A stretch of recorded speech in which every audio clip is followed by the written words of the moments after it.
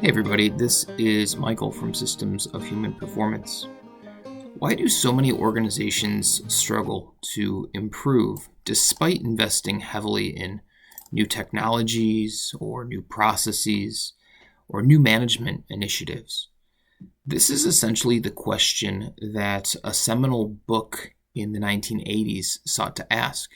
It's the book that we're going to be looking at today through a longer form book analysis.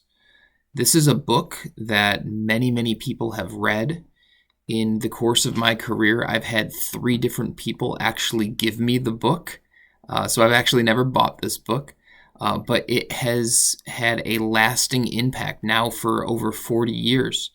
And it has shaped how I've thought about and approached management, and it has shaped numerous thinkers in the past 40 years. And of course, this book that we're talking about is the 1984 The Goal by Eliyahu Goldratt. Now, you've probably heard of The Goal before. If you haven't heard of The Goal, you may have heard of the theory of constraints. Within Systems of Human Performance, the theory of constraints is something that I bring up often. I see it as a very good segue to bring people into the idea of systems-based management or systems thinking. I think of it as actually something like proto-systems thinking. It's not quite systems thinking in its full blossom, but it's pretty close. And what I want to do is today talk about a lot of those corollaries and parallels between systems-based management and systems thinking, and what the legacy of Goldratt's The Goal really is. This book matters because though it was published 40 years ago, it is still extremely relevant because it challenges many of the traditional management philosophies and management actions that we still see rampant across many different industries. This book, I think, has had its greatest impact within manufacturing, within operations management, probably also within healthcare and software development as well, and also supply chain. But I think its application goes far beyond just those localized domains and what we might call business operations. And what's also unique about this book is that unlike many business books, which are kind of like self-help books, or they're very, they're very prescriptive of what you should do, this book actually teaches through storytelling rather than research or academic theory. So it allows you to kind of explore and develop these ideas and concepts along the characters in the book. So with that as kind of our backdrop, let's just jump into kind of what I want to get out of this episode here. What I want to do is understand and elucidate the book's key ideas, the goal itself. What is the goal? That's one of the very first key ideas that we encounter in this book. We'll also explore Goldratt's theory of constraints. As I mentioned, maybe you've heard of the goal before, maybe you've heard of theory of constraints.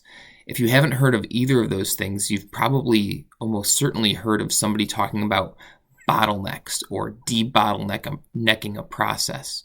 That comes directly from this book, and it's a very key insight that Goldratt pioneered. We're also going to connect this, as I mentioned, to the concepts of systems thinking and system-based management. And lastly, maybe we'll even evaluate some of these ideas on their overall influence on management and organizational leadership. So it's good also to just paint a backdrop for the historical context of this book. As I mentioned, it's a pretty old book. It was written in the 1980s. So what was happening in the 1980s is American manufacturing was kind of in decline, right? There was increasing competition abroad, mainly from Japanese manufacturers, producing things far cheaper and at far better quality than what we were producing in America. And this, of course, brought in kind of lean to America Toyota production system. Six Sigma and W. Edwards Deming are all looming large at this time. But what it also showed was that our current paradigm for tracking efficiency and the different metrics and KPIs that we were selecting were ultimately failing organizations. So this book came around to really challenge those conventional management assumptions that I would still contend are quite frequently observed and espoused today. It was also one of the key ideas of this book that Goldratt wanted to bring about was to demonstrate that local optimization rarely improves the whole system. And that's, I think, one of our greatest linkages between Goldratt's theory of constraints and systems thinking. And lastly, I would say that the purpose of this book was to teach these ideas through a relatable story and to have the reader discover these concepts along the way rather than being told through kind of a technical instruction method of discovery. So as I mentioned, this book is something of a narrative format. You could almost call it a business novel. I don't want to do this and go through the narrative too completely, but it's important to at least point out who some of the main characters are in this book. So you have this main character named Alex Rogo, and essentially he is, like a Midwestern plant manager struggling to do this like turnaround job on a manufacturing facility. And, there's a number of what I would call very tropey characters. This book is not terribly well written. It's not getting a Pulitzer Award or anything like that. There's tons of tropes in this, but essentially the real meat and potatoes of this book is that it's able to convey a very important and profound management philosophy to the reader. The other key character that really comes out for our purposes is his old physics professor named Jonah. And Jonah is essentially somehow he has divined how to run a manufacturing plant by sitting in his leather armchair at the college. So Jonah and Alex are constantly in conversation by phone or in person, and Alex is often kind of asking this sage professor Jonah how to run his plant. And Jonah, of course, is leading him to the water and letting him drink. So Jonah, in a lot of ways, because he is this professor figure, represents scientific thinking and disciplined problem solving and the rational, while Alex is oftentimes facing the emotional and the reactive and the firefighting that's going on in the manufacturing world. So the central question of the book that comes up is essentially, what is this factory here for? Why are people employed with this factory? And I like this book because it doesn't try to moralize and tell you that, business is here to give people employment. And what it really gets down to is the goal is to make money and to make money now and to be in a position to make money later. That is essentially the goal of every organization, every profit organization. Even many nonprofit organizations need to at least be able to break even, right? So, in the manufacturing world, and what the character Alex Rogo comes up against is that all of his metrics are not actually oriented towards making money. They're towards things like efficiency and high utilization and keeping costs low. But these things are not naturally connected with the goal of making money. We might think that they're correlated, but we can see right away that that these metrics can actually lead one astray. And indeed, that's what we find in this business philosophy. So, as I said, the goal of a business is to make money and to make money now and to create stability within the system of management so that you will be positioned to make money in the future. Those are kind of goal 1 and goal 2. So in order to approach these goals, the first thing that Jonah and Alex do is they reorient what their metrics are. And I love this reorientation because, as I said, things like efficiency and things like high utilization and things like low costs may at face value seem to be related to the goal of making money, but they might not actually. So, for instance, as we'll find in this book, high utilization might actually create lots of waste and lots of defects and lots of inventory that are not actually needed. Efficiency for efficiency's sake, especially when it's localized on any one department, is also going to create some of those same wastes. So the 3 operational measurements that they choose, the first one is throughput. And that's not throughput just of production, like we would say throughput through a manufacturing plant or throughput through a warehouse, but the entire pipeline, the entire value chain of money generated through sales. How much are we actually selling? It's not enough just to create all of this inventory if it does not actually find its way to the customer. Now, in the lean paradigm, if anybody is a lean practitioner out there, there is a saying about 8 wastes, right? And there's all kinds of different wastes that the lean canon would identify, different wastes. And some of the things that come through here are things like inventory and things like overproduction. So this operational measurement that Goldratt and Alex Rogo and Jonah tried to introduce are really to address this disparity between building just to build versus building to sell. Now, the next one is, of course, inventory. It's money invested in things intended for sale, but it represents things that have not yet been sold yet. So essentially, it's tied up capital.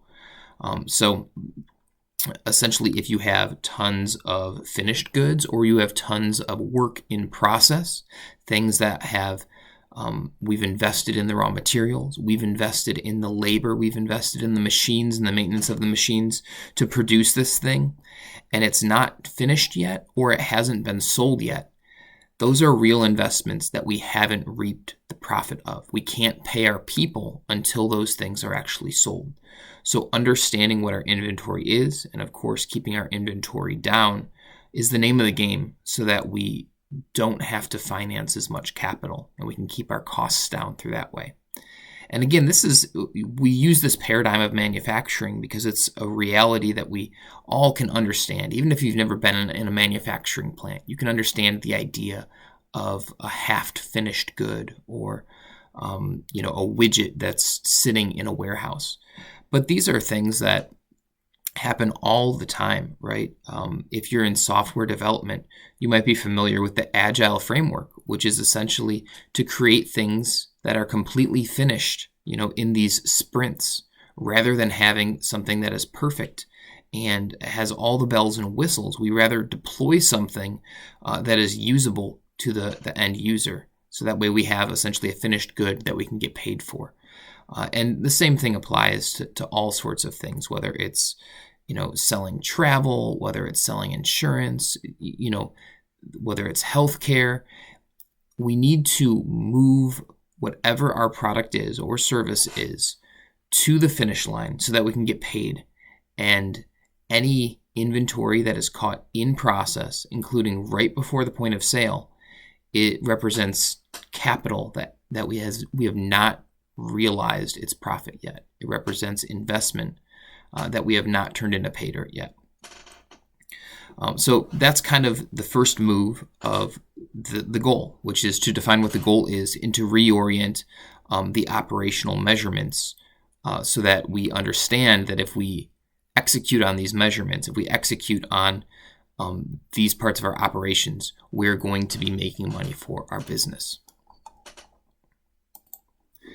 The goal is very important, particularly through the lens of systems thinking, because it allows us to dive into this thing called the theory of constraints.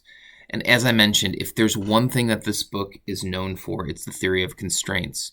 If there's one reason why 3 different people have given me this book and said, read it, it's really good for you, and I say, I've already read it, I've read it again, and I've read it again, and I've read it again, and I thumb through this book all the time, looking for insights, it's because of this thing called the theory of constraints. Now, the theory of constraints would make no sense at all without an understanding of what the goal is, the goal of the organization, but I'll say the goal of the system as well.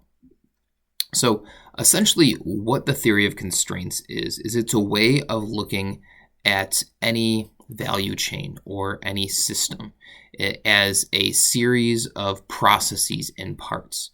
And within this process and within the system, there is going to be at least one limiting constraint. There might be more, but there's certainly at least one limiting constraint. And this is what we call the bottleneck. And that's a very nice metaphor if you think of a beer bottle or a wine bottle. It usually has a rather large stem, and that's usually the smallest part of the bottle. And the idea here is that the fluid, be it beer or wine or water, whatever it is, can only run as quickly as the bottleneck, the smallest part of the bottle, will allow the fluid to move through it. And this is the same principle that Jonah in the book applies to systems, which is in manufacturing, which is more or less linear, in health, but also applies to healthcare or any other system. You're going to have some limiting constraint that is ultimately tying up the rest of the system. And this constraint is going to determine the maximum performance of the entire system, just like the bottle of wine, the wine stem, is going to determine the maximum flow of that wine bottle. The constraint is going to determine the maximum performance of the system. So this naturally leads to the core principle of that if you improve non-constraints, you're actually going to have very little impact on the system, right? If I expand that wine bottle to hold more wine in it, but if I don't increase the size of the neck or the hole at the very top, well, I'm not going to change the flow of the wine out of the bottle, of course. But it also means that improving the constraint, so not improving the non-constraint, but improving the constraint is actually going to have an impact on the entire system. So this naturally leads to the question of, okay, well, then how do I improve this constraint? Well, the first thing that you need to do is identify that constraint. How can I figure out what the limiting factor is within my system? And there's many telltale signs, but essentially if there's excessive downtime, if there are excessive back orders or lots of inventory that is being collected in front of that process step or in front of that department. And likewise, if the department immediately after that subsystem is constantly being starved of work and having excessive downtime because of lack of resources or materials, well, that's a great place to identify your constraint. Well, the next thing that you need to do is, once it's identified, is you need to exploit the constraint. And what Goldratt says in this book, in order to exploit it, is really to, one, maximize its productive use. So this means keep it running as often as possible, as much as possible. Throw all of your maintenance people on there and eliminate all of the downtime, because that thing is making everything else run slower. So that needs to be running. Its availability needs to be 100%. Its utilization needs to be 100%, essentially. This also means that everything else needs to be subordinated to it. Align all the other activities to that constraint. Make sure that it's never wanting for labor. It's never wanting for maintenance attention. It's never wanting for materials. This at the detriment of anything else. Again, because if we can improve this constraint, it's going to have a impact over the entire system. This also means that we should avoid overproducing everywhere else. And this, I think, is something that we'll come back to in a moment. But it's the idea that if I am trying to produce at a level load through my system, I can't be producing faster than what my bottleneck will allow me to, because that's going to create all of those other issues that we ran into, like excessive inventory, like overproduction, like having too much labor in the wrong areas. So we want to subordinate everything else by throwing as many resources as we can to that constraint, and then level loading and making sure everything else is not overproducing elsewhere. Now, what we want to do next is we want to improve upon this constraint, or what Goldratt calls elevating this constraint. That means increasing capacity if necessary, decreasing cycle time. It also means investing in this area, buying new equipment, buying auxiliary equipment, doing whatever we can to get this material in the manufacturing setting through this process step as quickly as possible. Because if we can do that, we can elevate all of the other steps around it. And then, of course, once we do this, once we increase capacity and loosen that constraint, what we might call debottleneck it, well, now we need to repeat this process. And now we need to identify the constraint again, because it has likewise moved, or it has moved to a new location. Maybe there's two constraints now, and then go through the same things again, such as exploiting the constraint, subordinating everything else to it, and then ultimately elevating that constraint. So in the book, they actually run into two different constraints within the factory. The first one is this thing called the heat treatment department, which essentially it's durable goods, it's heavy manufacturing, and there's this big oven with lots and lots of materials in front of it, lots of work in process in front of it, and that is the telltale sign that this is the bottleneck process, and that meanwhile these other machines downstream are being starved because they can't get the material through the heat treatment. So they solve that problem relatively quickly, and then they move to these new what they call NCX10 machines or something. I think they're kind of like CNC machines, but they're supposed to be these new high-tech robotic machines, and they're newly invested in. Yet, amazingly, despite this new investment, what they actually find is that because of their long setup times and because of their longer cycle times, this is actually the constraint of throughput for the factory. And it's a new investment, and there's some egg on their face because they're saying, well, we just invested in this thing. This can't possibly be our issue, right? But nevertheless, they prove that it is the issue. And what Alex Rogo does to solve this problem is they actually go back and put the older machines that these NCX10 machines were supposed to replace, he puts them back into operation so that they can loosen that constraint again.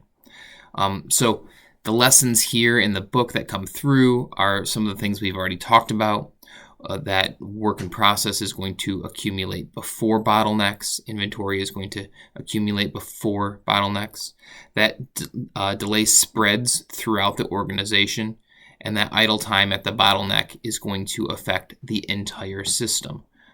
That's kind of that main principle of the theory of constraints, is that bottleneck is the determinant for the entire system performance. Probably the most memorable part of the book is when Alex Rogo understands for himself, and of course the reader understands for themselves, why this works the way that it does, why the bottleneck is ultimately this determinant of the system. And this happens in essentially a famous Boy Scout hike in the book. As I mentioned, it's full of 1980s tropes, and it's not particularly well written. So there's this chubby kid named Herbie. He's the slowest walker. So the entire group, no matter who he puts in front of the line of these Boy Scouts hiking through the woods, Herbie's always falling behind. If he's the last one in the line, he's falling behind all the other boys. If he's the second one in the line, he's slowing everyone else up behind him, right? And there's no way to level load to balance the pace of all of these young kids walking through the woods. So eventually what he does is he puts Herbie, which you might call the bottleneck, as the head of the line. And then everyone else can subordinate and adjust their own pace to Herbie's. And Herbie is going to be walking the entire time. He's never going to stop. But all the other kids who can catch up to them and catch up to Herbie and maybe run a little faster, they can kind of goof off a little bit. And what this shows is it's that principle of loading that bottleneck up, loading that system constraint up as much as possible. But it also shows that the other processes are going to vary, that they're going to depend upon one another, and that variability, the interactions between them, will often accumulate and build up residual effects within the system. And what we see is that the bottlenecks, depending on where they are in the system, and if everything is not subordinated to them, they will oftentimes amplify some of these effects and these delays. So this is a really good bridge to our subject matter of systems thinking, because linear planning ignores many of these interactions. It doesn't show that variability propagates across interconnected systems in a way that the theory of constraints is starting to elucidate in us. And of course, the system behaves differently depending on its configuration. These are not isolated units that do not interact with one another.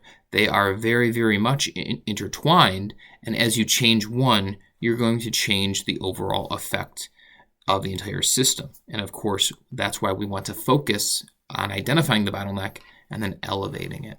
So a very profound scene within the book, and one that if anyone was not going to read this entire book, but they wanted to get the core essence of the theory of constraints in as quick of a read as possible, I would say focus on the famous Boy Scout hike.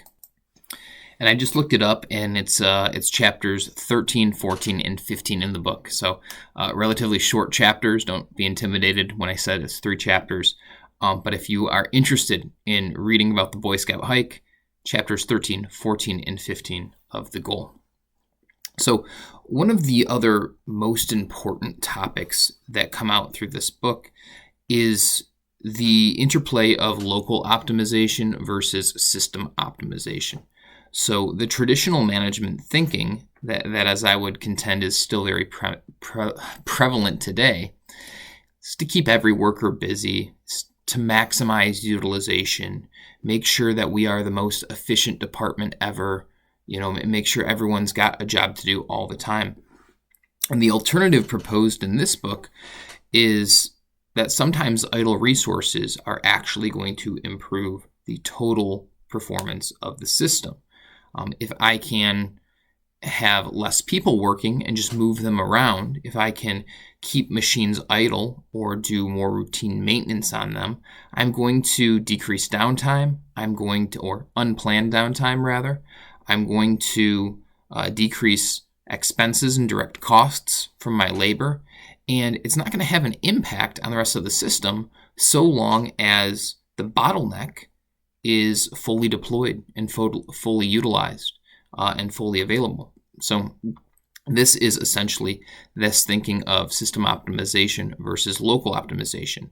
The wrong way to think about it is to think of all of our different subsystems, all of our different departments, all of our different machines as their own entity.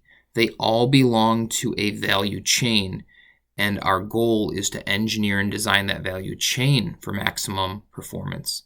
And what this book shows in great relief is that what that means is not that every localized department is maximized, is optimized. Optimization of the system means sub-optimization of the subsystems, with the exception of the bottleneck, of course. So what this means as well is that we have to be comfortable with accepting localized inefficiencies so long as the top line, the total performance, is improving or reaching our goals. So performance, of course, then, we could say, as a consequence of this, emerges from the relationships of the subsystems with one another rather than their isolated components. In total, I would say that this is essentially the key core tenets of the book. Maybe I'll mention one other thing, which is the relationship to how managers should manage. Should we manage based on individuals, or should we manage on things like the system? Leaders, in this case, Alex Rogo, right? He's the one that's shaping the system. He's determining what the goals of the systems are, how we're measuring the achievement of those goals, and of course, how we're actually operating that, whether we're trying to optimize and design for local optimization or systems-based optimization. What we can also see is a great appreciation for systems. This is something that W. Edwards Deming, again, kind of a contemporary of Goldratt of this time, talks a lot about, is that we have to have an appreciation for the system and for the system interactions. Poor outcomes often reflect flawed system design rather than poor performance, poor morale, or lack of investment. So for leaders, it's the impetus falls to decision making and to focus on things like flow instead of utilization, to prioritize organizational goals rather than labor disputes and departmental metrics, and to use evidence and experimentation. Is we're not in a position, certainly if you identify with the character Rogo, where you're in a bit of a mess and the organization has never operated in such a way that relies or thinks in systems, well, this is where we need to start using experimentation and start looking for evidence and empiricism and going out and finding out where the inventory is and finding out where things are being starved for materials to identify what those bottlenecks are. And then we need to use experimentation to figure out what's actually going to elevate the system and what changes are going to have a positive, a negative, or no effect. And of course, then standardize those things. So I think the leadership lessons in this book come through of asking better questions, empirical questions, removing the barriers that constrain the system, aligning incentives within the system, and then encouragement of collaboration and experimentation. So overall, that's kind of what I wanted to get out of this book. I think if we go back and look at the goals of this podcast, which was to introduce the book, introduce the theory of constraints, and link that to systems-based management and systems thinking, I would say mission accomplished. So the book is 1984's The Goal. It is a seminal work of theory of constraints, of systems thinking, and of operations management and philosophy. I really do hope you enjoy this book, and I hope you take the time to read it. It's certainly on my recommendation list. I typically don't, on these, I typically don't speak about books that directly convey a concept of systems thinking, like Seng's The Fifth Discipline or something like that. But in this case, I thought this was a really good opportunity to do it. Again, the book's been handed to me by no less than 3 people, and it's definitely worth the read. As ever, I hope you have enjoyed this long-form podcast. I hope you appreciate the analysis, and I hope it has elucidated ideas around this topic of systems-based management and systems thinking. Please go ahead and share this podcast with somebody that you care about, that you think might enjoy this subject matter. Please, if you would like to support me, you can do that by going to Substack, performancesystems.substack.com, and become a paying subscribing member. Either way, I greatly appreciate your interest in systems of human performance, and I look forward to doing another one with you very shortly. Thanks.